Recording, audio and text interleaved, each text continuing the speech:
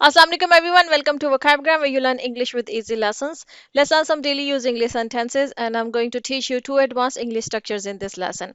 If you want the PDF for this lesson, I'll provide the link in description. You can download it from there. Before starting this lesson, I have a little request. Kindly subscribe to my channel and share my videos with your friends, with your family, whoever is interested in learning English. So let's begin with our lesson. Our first advanced English structure is the kind of sentences we speak in our daily life is इसने Dubai जाने की रट लगाई हुई है या वो बार बार मेरी कमजोरियों के बारे में बोलता रहता है या रट लगाए रखो मैं नहीं मानूंगा। ठीक है, आप इसमें कॉमन चीज देख रहे हैं, रट लगाना, बार बार बोलना, बार बार बात करना किसी एक चीज के बारे में। ठीक है, जैसे रट लगाने के लिए भी हम जो हिंदी या इंग्लिश उर्दू में जो हम बोलते हैं उसका मतलब ये होता है कि कोई इंसान रिपीटेडली एक चीज के बारे में बात कर रहा है। इसके लिए हमारे पास इंग्लिश में एक फ्रेजल वर्ब है हार्प ऑन। हार्प ऑन, ठीक है, इसका मतलब ये होता है कि टू टॉक और complain about something many times, bar bar repeatedly. ठीक है, अब आप जो है ना, अभी नेक्स्ट मैं सेंटेंसेस बनाऊंगी तो आपको बताऊंगी कि आप इस फ्रेजल वर्ब को यूज करके ये है कि आप एक खूबसूरत इंग्लिश बोल सकते हैं, लेकिन आपके पास बेसिक इंग्लिश वर्ड्स भी हैं इसी तरह के सेंटेंसेस को बोलने के लिए। ठीक है, जैसे कि अभी हम अभी देखते हैं, जैसे हमारा ये पहला सेंटेंस है, उसने दुबई जाने की रट लगाई हुई है। ठीक है, अब इसको इंग्लिश में बोलेंगे he is harping on about going to Dubai. ठीक है, हार्पिंग ऑन का मतलब ये होता है कि आप एक ही बात को, हार्प ऑन हम हमेशा यूज करते हैं, एक ही बात को बार बार जो है वो, हाँ, मतलब कोई इंसान जो है ना वो स्ट्रेस किए जा रहा है, बार बार जो है ना वो बोली जा रहा है कि भाई ये काम होना है। ठीक है, रट लगाना होता है। अब देखिए, इसको आप इंग्लिश में ये भी कह सकते हैं कि he is insisting on going to Dubai. ठीक है, कि वो इंसिस्ट कर रहा है, is insisting about going to Dubai, कि वो दुबई जाने के लिए इंसिस्ट कर रहा है। अब हार्पोन की जगह पे आप इंसिस्ट वर्ड भी यूज कर सकते हैं, उसका यही मतलब है कि कोई इंसान इंसिस्ट भी तभी करता है ना, किसी चीज पे कोई इंसान जोर दे रहा है। ठीक है, अब हम जब इस तरह से बोलते हैं ना उर्दू में कि वो दुबई जाने पे जोर दे रहा है, ठीक है, तो उसका भी मतलब आप देखिए ना कि कम्युनिकेशन की यही होती है किसी भी लैंग्वेज की, कि आप एक ही तरह की बात को जो है वो मुख्तलिफ अंदाज से बोल सकते हैं। मैं अपने हर लेक्चर में आपको ये बात बोलती हूँ, जो मैं ये सेंटेंसेस वाले लेक्चर मतलब बनाती हूँ, और इसके पीछे मकसद मेरा यही होता है कि आप कभी भी ना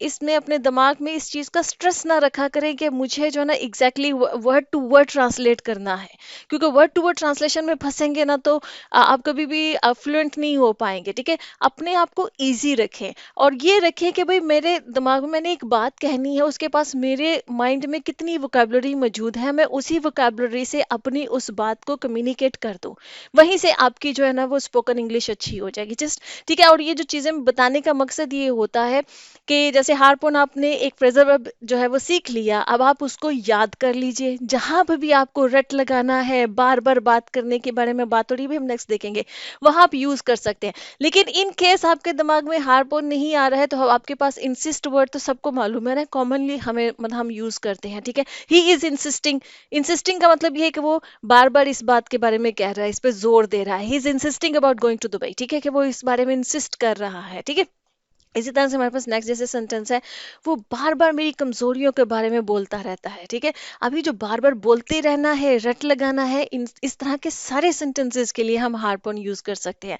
जैसे कि ये सेंटेंस है, he harps on about my shortcomings. ठीक है, कि वो मेरी जो ना, हार्प्स ऑन का मतलब है कि मेरी जो शॉर्ट कमिंग्स होती हैं, कमजोरियां, कैसे हर इंसान के अंदर शॉर्ट कमिंग्स होती हैं। ठीक है, तो आप कैसे, ठीक है, he harps on about my shortcomings, कि वो मेरी कमजोरियों के बारे में ना बार बार बात करता रहता है। ठीक है, आप ये कह सकते हैं कि ही always he always bring up my shortcomings. ठीक है, कि वो हमेशा मेरी, ब्रिंग अप जो ना एक फ्रेजल वर्ब है, ब्रिंग अप का मतलब ये होता है कि किसी चीज को किसी पुरानी बात को आप कम्युनिकेशन में दोबारा से जो ना उस बात को ले है। ठीक है, कोई पास्ट में हुई कोई बात, ब्रिंग अप का मतलब यह है कि ही always bring up my shortcomings, कि वो हमेशा मेरी कमजोरियों के बारे में बात करते हैं। ब्रिंग अप का मतलब भी यही होता है कि आप किसी पुरानी कोई बात हुई है, पहले हुई है, उसको दोबारा से कोई कम्युनिकेशन के दरमियान में दोबारा से उसका जिक्र करने लग जाए। ठीक है, तो उसका मतलब ही ब्रिंग अप होता है। He repeatedly talk about my shortcomings. आप इस सेंटेंस को ऐसा भी कह सकते हैं कि वो बार बार मेरी ही जो है ना repeatedly talk about my shortcomings, कि वो बार बार मेरी जो है ना कमजोरियों के बारे में ही बात करता रहता है। ठीक है,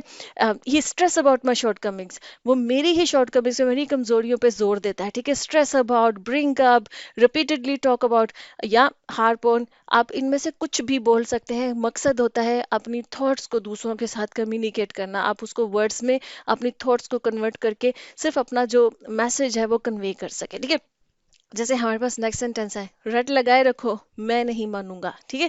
अब कोई होता है ना समटाइम, कोई कोई बच्चा है, कोई छोटा है, कोई दोस्त भी हो सकता है, कोई भी, कि वो किसी बात पे जो है ना उसने बस बार बार वो स्ट्रेस कर रहा है, बार बार वो इंसिस्ट कर रहा है। तो आप कहेंगे कि बोलते रहो, या तो कभी हम कहते हैं ना बोलते रहो, या हम कहते हैं रट लगाए रखो मैं नहीं मानूंगा, मतलब मैंने नहीं माननी है। तो तब आप कहते हैं कि keep harping on I will not agree, ठीक है।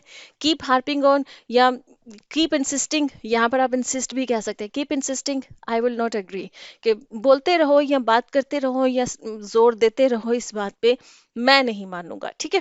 अच्छा, इसी तरह से नेक्स्ट हमारे पास है कि अली सिर्फ इस रेस्टोरेंट के बारे में बात करता है और किसी के नहीं, मतलब कि अली जो बात करता है वो इसी रेस्टोरेंट के बारे में बार बार, उसका कोई फेवरेट हो सकता है, ठीक है, तो वो इसी के बारे में बार बार बात करता है, वो किसी और रेस्टोरेंट के बारे में बात नहीं करता है। तो Ali harps on this restaurant only, no one else. अच्छा, यहाँ पर मैं एक बात को मेंशन करना भूल गई हूँ, वो ये कि हार्प ऑन के लिए ना सेंटेंसेस बनाते वक्त हम समटाइम्स अबाउट का यूज भी करते हैं और समटाइम्स अबाउट यूज नहीं भी करते हैं, डिपेंड करता है आपके सेंटेंस के ऊपर।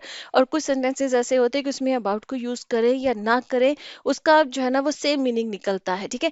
जैसे कि Ali harps on about this restaurant only, ये सेंटेंस भी करेक्ट है अगर आप अबाउट यूज करें। अगर आप अबाउट नहीं भी यूज करते, Ali harps on this restaurant only, तब भी ठीक है। Ali harps on about this restaurant only, तब भी ठीक है, ठीक है, दोनों तरह से ठीक है।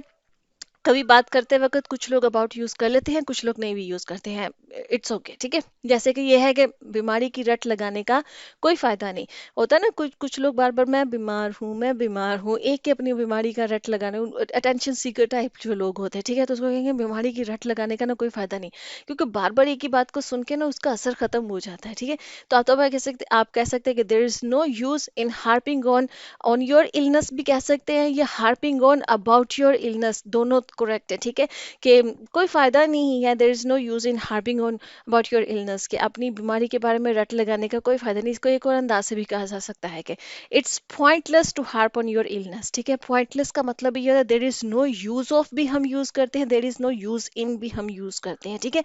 तो इट्स पॉइंटलेस का भी यही मतलब है, कोई फायदा नहीं। जब हमने कहना होता है ना कि कोई फायदा नहीं, there is no use of या there is no use in, ठीक है, या इट्स पॉइंटलेस, कि इसका कोई फायदा ही नहीं है इस बात का, ठीक है। तो it's pointless to harp on your illness या it's pointless to harp on about your illness, same बात है, सेम, इसका सेम मीनिंग है, ठीक है। अच्छा जी, नेक्स्ट है, बुरी किस्मत की रट लगाना अच्छी बात नहीं है। कुछ लोग होते हैं ना वो बार बार ये बोलते हैं मेरी तो किस्मत ही खराब है, मेरी तो किस्मत ही खराब है, देखो ये हो गया, देखो वो हो गया, देखो ऐसा हो गया, ठीक है। तो उसको आप कह सकते हैं बुरी किस्मत की रट लगाना जो है ना ये अच्छी बात नहीं होती है। तो वहां पर आप कह सकते it's not good harping on about bad luck, ठीक है, कि ये मतलब अच्छी बात नहीं है कि आप जो है ना अपनी बुरी जो किस्मत है उसकी रट लगाए। अच्छा जी, अब जो हमारा जो सेकंड हमारे पास जो स्ट्रक्चर है जो आज मैं आपको बताने वाली हूँ वो है कि जो हम इस तरह के सेंटेंसेस बोलते हैं ना कि सिर्फ इसलिए कि मैं लेट हूँ तो मुझसे बात नहीं करोगी, ठीक है, या सिर्फ इसलिए कि वो तुम्हारा भाई है तो वो गलत नहीं है, या सिर्फ इसलिए कि तुम्हें इंग्लिश आती है तो तुम ज़हीन हो।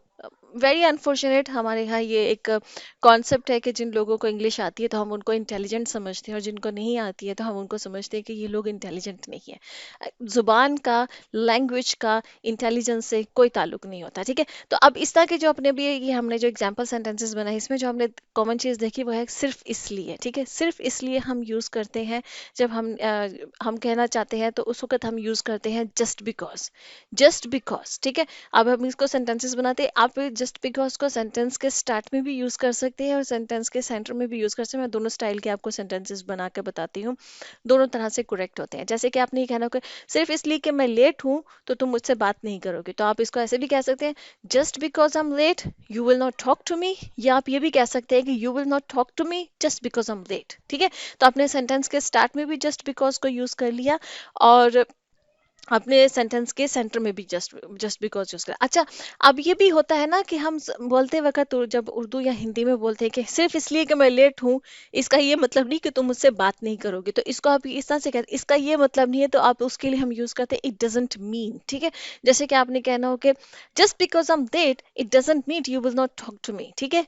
अब इट डजेंट मीन आप कह भी सकते हैं और अगर आप उसको ओमिट कर जाए, इट डजेंट मीन आप ना बोलें, तो भी सेंटेंस का जो सेंस है वो तो मतलब आपके कन्वे हो जाएगी ना, कि just because I am late you will not talk to me, या just because I am late it doesn't mean you will not talk to me. इसका ये मतलब नहीं कि तुम मेरे से बात नहीं करोगी, ठीक है। अच्छा जी, नेक्स्ट हमारे पास सेंटेंस है, सिर्फ इसलिए कि वो तुम्हारा भाई है वो गलत नहीं है। Just because he is your brother it doesn't mean he is not wrong, ठीक है। जब मतलब आपने ये कहना हो कि इसका ये मतलब नहीं कि वो गलत नहीं है, ठीक है, इस तरह से कहना है तो इट डजेंट मीन आप बीच में बोल दीजिए। लेकिन अगर आप नहीं बोलना, डायरेक्ट बोलना है, तो आप कहेंगे just because he is your brother he is not wrong, मतलब कि सिर्फ सिर्फ इसलिए कि वो तुम्हारा भाई है तो वो गलत नहीं है। ये भी हो सकता है, आपकी ये भी सेंस हो सकती है, just because he is your brother it doesn't mean he is not wrong, कि वो इसलिए कि वो तुम्हारा भाई है तो इसका ये मतलब नहीं है कि वो गलत नहीं है, ठीक है। मैंने दोनों तरह से आपको बता दिया सेंटेंसेस को। इसी तरह से नेक्स्ट हमारे पास है कि सिर्फ इसलिए तुम्हें इंग्लिश आती है तो तुम ज़हीन हो।